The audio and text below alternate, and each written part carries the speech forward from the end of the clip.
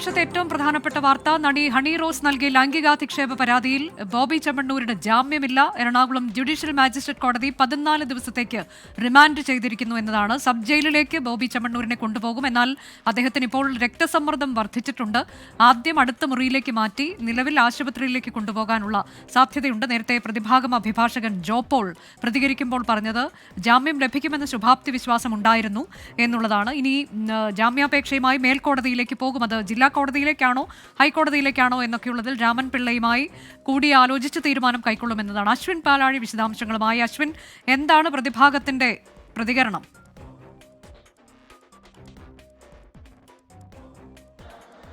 പ്രതിഭാഗം തീർത്തും പ്രതീക്ഷിക്കാത്ത വിധിയാണ് രുച കോടതിയിൽ നിന്നുണ്ടായിരിക്കുന്നത്. 3 മുതിർന്ന അഭിഭാഷകർ, അഡ്വക്കേറ്റ് ബി രാമൻപിള്ളയുടെ കീഴിൽ 3 മുതിർന്ന അഭിഭാഷകർ, ക്രിമിനൽ കേസുകളിൽ ക്രിമിനൽ നടപടികളിലൊക്കെ വളരെ പ്രഗത്ഭരായ 3 പേരാണ് ബോബി ചെമ്മണ്ണൂരിന് വേണ്ടി ഇന്ന് ഹാജരായത്. ബി രാമൻപിള്ളയ്ക്ക് പുറമെ ജോപോൾ ഉണ്ടായിരുന്നു. ജോപോൾ മുകേഷിന്റെ ഒക്കെ കേസിൽ മുകേഷിന് വേണ്ടി ഹാജരായി ജാമ്യമൊക്കെ നേടിക്കൊടുത്ത വക്കീൽ കൂടിയാണ്. ഒപ്പം ദിനിൽ എന്ന് പറഞ്ഞ അഡ്വക്കേറ്റ് ദിനിൽ കൂടി ഹാജരായിരുന്നു. ഈ 3 പേര് വാദിച്ചിട്ടും ബോബി ചെമ്മണ്ണൂരിന് ജാമ്യം നേടാനായില്ല എന്നുള്ളതാണ് ഈ കേസിൽ ഏറ്റവും തിരിച്ചടിയായി പ്രതിഭാഗത്തിന് വന്നിരിക്കുന്നത്. വലിയ ശുഭാപ്തി വിശ്വാസത്തിലാണ് കോടതിയിലേക്ക് പോയതെന്ന് അഡ്വക്കേറ്റ് ജോപോൾ ഇപ്പോൾ പറഞ്ഞിരുന്നു. പക്ഷേ തീർത്തും കനത്ത തിരിച്ചടി കോടതിയിൽ നിന്നുണ്ടായിരിക്കുന്നു. ഇനി എന്തായാലും തുടർ നടപടികളിൽ, അത് മേൽക്കോടതിയെ സമീപിക്കുന്നതടക്കമുള്ള കാര്യങ്ങൾ ബി രാമൻപിള്ളയുമായി കൂടിയാലോചിച്ച ശേഷം തീരുമാനിക്കുമെന്നുള്ളതാണ് ഇപ്പോൾ പറഞ്ഞിരിക്കുന്നത്.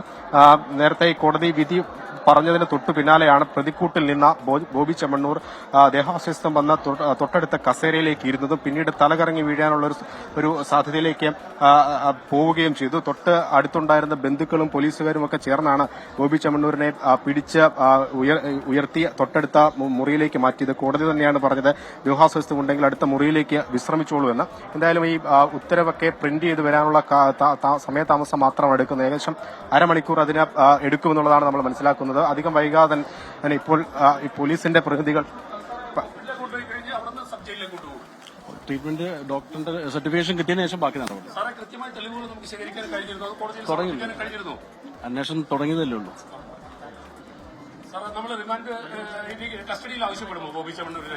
അന്വേഷണത്തിന്റെ പുരോഗതി അനുസരിച്ച് ആവശ്യമുണ്ടെങ്കിൽ ആവശ്യം. കാക്കനാട് ജില്ലാ ജയിലിലേക്കാണോ? അതെ, കാക്കനാട് ജില്ല. കാക്കനാട് ജില്ലാ ജയിലാണോ സബ് ജയിലാണോ? കാക്കനാട് ജില്ലാ ജയിൽ. കാക്കനാട് ജില്ലാ ജയിലിലേക്കാണ്.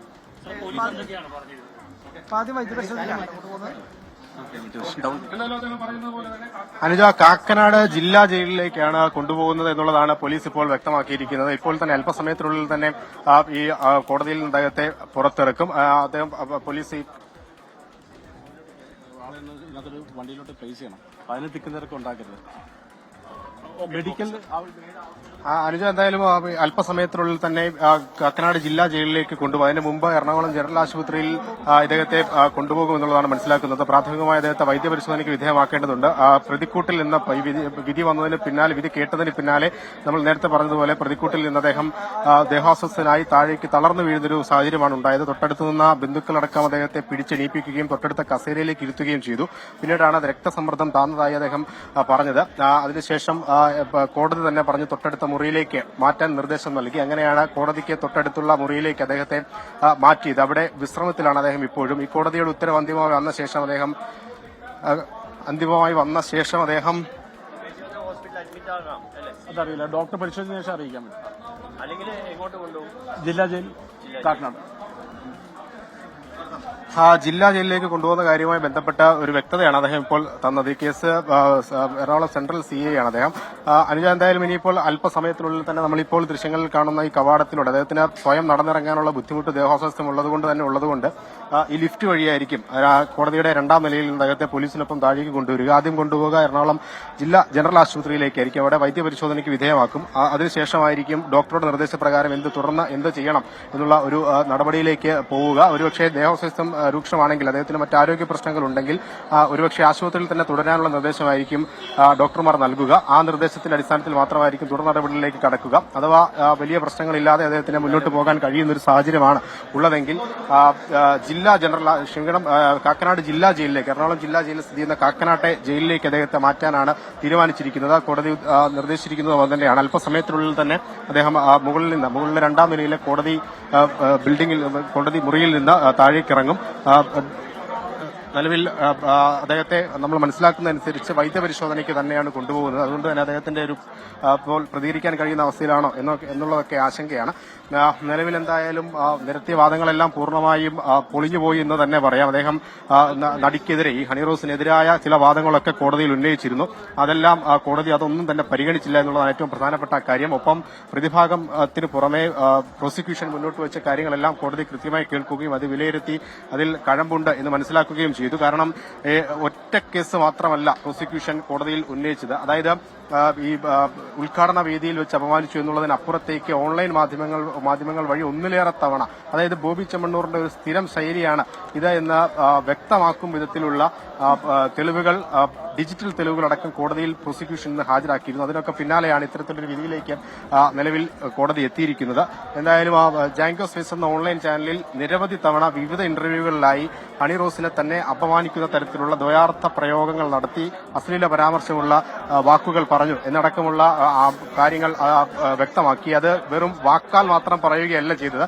ഈ ഇന്റർവ്യൂകളുടെ എല്ലാം ലിങ്കുകളടക്കം ഡിജിറ്റൽ തെളിവുകളായി ശേഖരിച്ച് അത് കോടതിയിൽ സമർപ്പിച്ച് കൃത്യമായ നീക്കമാണ് പോലീസ് നടത്തിയത് എന്നുള്ള കാര്യത്തിൽ സംശയമില്ല. പഴുതടച്ചൊരു നീക്കം പോലീസിന്റെ ഭാഗത്തുനിന്ന് ഈ കേസുമായി ഉണ്ടായി എന്നുള്ളത് നമുക്ക് കൃത്യമായി തന്നെ പറയാനാകും. കാരണം സർക്കാർ തലത്തിലൊക്കെ വലിയ താല്പര്യമുള്ള, അല്ലെങ്കിൽ സർക്കാർ തലത്തിൽ ആദ്യഘട്ടത്തിൽ തന്നെ ഇടപെടലുണ്ടായി മുഖ്യമന്ത്രിയെ നേരിട്ട് വിളിക്കുകയും മുഖ്യമന്ത്രി ഈ കേസിൽ പോലീസിന് നിർദ്ദേശങ്ങൾ നൽകുകയും ഒക്കെ ചെയ്തൊരു സംഭവവികാസമൊക്കെ മണിക്കൂറുകൾക്ക് മുൻപ്, അതായത് ഇന്ന് കഴിഞ്ഞ ദിവസം ഈ അറസ്റ്റിന് തൊട്ടു പിന്നാലെ ഹണി റോസ് തന്നെ അത് വെളിപ്പെടുത്തിയതുമാണ്. മുഖ്യമന്ത്രിയെ കണ്ട് സംസാരിച്ചിരുന്നു.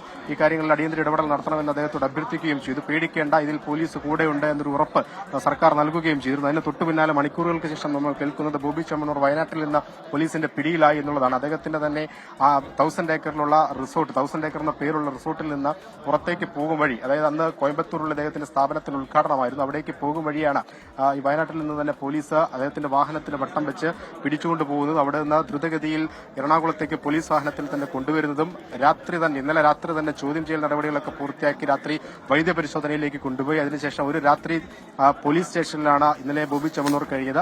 ഇന്ന് പുലർച്ചെ 5:15 വീണ്ടും ഒരു വൈദ്യപരിശോധനയ്ക്ക് വിധേയമാക്കി രാവിലെ ഉച്ചയ്ക്ക് 12:00 പിന്നീട് ഈ കോടതി നടപടികൾ നേടാനായി കോടതിയിലേക്ക് ബോബി ചെമ്മണ്ണൂരിനെ കൊണ്ടുവന്നത്. വിശദമായ വാദം തന്നെ നമ്മൾ പ്രതീക്ഷിച്ചതിനപ്പുറത്തേക്ക് ഇക്കാര്യങ്ങളിൽ വിശദമായ ഒരു വാദം കോടതിയിൽ നടന്നു. പ്രതിഭാഗം അവരുടെ ഭാഗം പറഞ്ഞപ്പോൾ അതിനെ കൃത്യമായി എതിർക്കാനുള്ള തെളിവുകൾ നിരത്തിയുള്ള വാദങ്ങൾ പ്രോസിക്യൂഷന്റെ ഭാഗത്തുനിന്നും ഉണ്ടായി. അങ്ങനെ മണിക്കൂറുകൾ നീണ്ട ഒരു വാദപ്രതിവാദത്തിനൊടുവിലാണ് ഇപ്പോൾ ഉച്ചയ്ക്ക് ശേഷം ഏകദേശം 4:45 കോടതി ഈ കേസിൽ വിധി പറഞ്ഞിരിക്കുന്നത്. 14 ദിവസമാണ് ബോബി ചെമ്മണ്ണൂർ റിമാൻഡിൽ കഴിയേണ്ടി വരിക. അത് കേസ് എന്ന് പറയുന്നത് ആയിരക്കണക്കിന് പേർ ഒരുപക്ഷെ കേരളത്തിൽ മാത്രം നേരിടുന്ന സൈബർ അധിക്ഷേപം എന്ന വളരെ നെറുകെട്ടൊരു പണിയാണ്. അതിന് ഇപ്പോൾ ആദ്യമായി ഒരുപക്ഷെ ഇത്തരത്തിലൊരു ശിക്ഷ ലഭിക്കുന്നത്, അല്ലെങ്കിൽ അത്തരത്തിലൊരു ശിക്ഷ ലഭിക്കുന്ന ഇത്രത്തോളം ചർച്ച ചെയ്യപ്പെടുന്നത് ഒരുപക്ഷെ ആദ്യമായിരിക്കും. ഇതെന്തായാലും ഒരു പാഠമാണ്. ആ പാഠം ഒരുപാട് പേർക്ക് വരും നാളുകളിൽ മര്യാദയ്ക്ക് നടക്കാൻ, സോഷ്യൽ മീഡിയകളിൽ സഭ്യമായ വാക്കുകൾ ഉപയോഗിക്കാൻ ഉതകുന്ന, അല്ലെങ്കിൽ അതിന് പ്രാപ്തമാക്കുന്ന തരത്തിലുള്ള ഒരു വിധിയാണ് എന്നുള്ള കാര്യത്തിൽ സംശയമില്ല. എന്തായാലും ബോബി ചെമ്മണ്ണൂരിനെ ഒരാൾക്ക് പോലും ഇതിൽ രക്ഷയില്ല. ഒപ്പം ഈ കേസുമായി ബന്ധപ്പെട്ട് ഇതിന് പുറമെ മറ്റ് കേസുകൾ കൂടിയുണ്ട്. അതിൽ ഒരാളെ കഴിഞ്ഞ ദിവസം അറസ്റ്റ് ചെയ്തിരുന്നു. അത് അടക്കം കൂടുതൽ ആളുകളുടെ അറസ്റ്റിലേക്കൊക്കെ കടക്കാനിരിക്കുമ്പോഴാണ് ഇടുത്തി പോലെ ബോബി ചെമ്മണ്ണൂരിന്റെ ഈ റിമാൻഡ് വാർത്ത കൂടി പുറത്തുവരുന്നത്. എന്തായാലും ഇനിയിപ്പോൾ അല്പസമയത്തിനുള്ളിൽ മുകളിൽ കോടതി നടപടികൾ, അതായത് റിമാൻഡ് കോടതി നടപടികൾ പൂർത്തിയായി എന്നുള്ളതാണ് മനസ്സിലാക്കുന്നത്. അല്പസമയത്തിനുള്ളിൽ തന്നെ ബോബി ചെമ്മണ്ണൂരിനെ ആശുപത്രിയിലേക്ക് മാറ്റാനുള്ള അതിന്റെ ഭാഗമായി മുകളിൽ നിന്നുള്ള കോടതിയിൽ 2ാം നിലയിലെ കോടതിയിൽ നിന്ന് ബോബി ചെമ്മണ്ണൂരിനെ താഴേക്ക് കൊണ്ടുവരും. അതിന് മുന്നോടിയായി താഴെ സുഗമമായി മറ്റ് തിരക്കുകളില്ലാതെ ബോബിയെ ഈ പോലീസ് വാഹനത്തിലേക്ക് കയറ്റാനുള്ള വഴിയൊരുക്കുക എന്നുള്ള ആ ഒരു ജോലിയാണ് പോലീസുകാർ ഇപ്പോൾ ചെയ്യുന്നത്. കാരണം ഇപ്പോൾ അത്ര സുഗമമായി പുറത്തേക്ക് ഇറങ്ങാൻ കഴിയുന്ന ഒരു സാഹചര്യമല്ല നിലവിലുള്ളത്. അത് മാറ്റിയാൽ മാത്രമേ ദേഹാസ്വാസ്ഥ്യമുള്ള ഒരു വ്യക്തി കൂടിയാണ്. അദ്ദേഹത്തെ ആശുപത്രിയിലേക്ക് മാറ്റുന്നതിന് അല്പസമയത്തിനകം തന്നെ കോടതിയിൽ നിന്ന് ജയിലിലേക്ക് കൊണ്ടുപോകും. അതിനു മുൻപായി ബോബി ചെമ്മണ്ണൂരിന്റെ വൈദ്യപരിശോധന നടത്തുന്നതാണ് മനസ്സിലാക്കുന്നത്. തിരികെത്താം ചെറിയ ഇടവേളയ്ക്ക് ശേഷം.